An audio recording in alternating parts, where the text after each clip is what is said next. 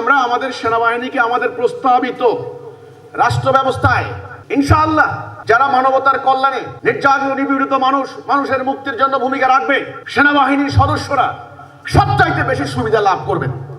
গনিমতটা হচ্ছে যে রাষ্ট্রে যুদ্ধে হেরে যাবে সে রাষ্ট্রের কাছ থেকে পাওয়া ক্ষতিপূরণ বা সম্পদ। এক কথাই হল ইসলাম কিন্তু পরবর্তীতে জোর করে বাধ্য করে ক্ষতিপূরণ দাবি করেন। ইসলাম শুরুতেই আপনাকে আপনার সম্পত্তি যুদ্ধে হেরে গেলে স্বাভাবিকভাবেই সম্পত্তির অধিকারী হয়ে যাবে ইসলামী রাষ্ট্র। তো এ ধরনের ক্ষতিপূরণের কিন্তু ঘটনা আরো আছে। জাপানিরাও ক্ষতিপূরণ দিয়েছে, মিয়ানমার, এই দক্ষিণ কোরিয়া, উত্তর কোরিয়া, তারা দ্বিতীয় বিশ্বযুদ্ধের ঘটনার পরে কিন্তু ওটা বললাম প্রথম বিশ্বযুদ্ধ, এটা হলো দ্বিতীয় বিশ্বযুদ্ধ। আর আপনারা আমাদের ইসলামের গনিমতের সমালোচনা করেন। আমি কিন্তু সেটাও এনেছি, আমরা সেটাও আনবো, কারণ ইসলামের কোনো একটা টার্ম আপনি কিন্তু বাদ দিতে পারবেন না, কিন্তু একটা খুঁত থেকে যাবে, আপনাকে আটকানো হবে। এই তোমরা ক্ষমতায় গেলে তোমরা গনিমত কি করবা বলো, তখন আপনারা কিন্তু উত্তর দিতে পারবেন না। তাহলে যুদ্ধলব্ধ সম্পদ এটার নাম গনিমত, সেটা আমরা কি করব?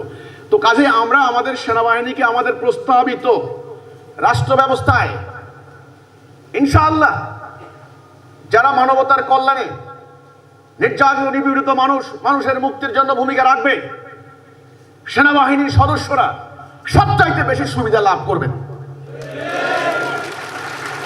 এই 5 তারিখে যখন সরকারের পতন ঘটলো, 5 তারিখের সরকারের যখন পতন ঘটলো, তখন কিন্তু আমরা আমাদের সেনাবাহিনীকে বারবার তলব করেছি। সেনাবাহিনী যেন বাংলাদেশের মানুষের কাছে ত্রাতার ভূমিকায় ছিল। পুলিশ নাই, থানা নাই, র্যাব নাই, কিচ্ছু নাই, তখন বারবার সেনাবাহিনী।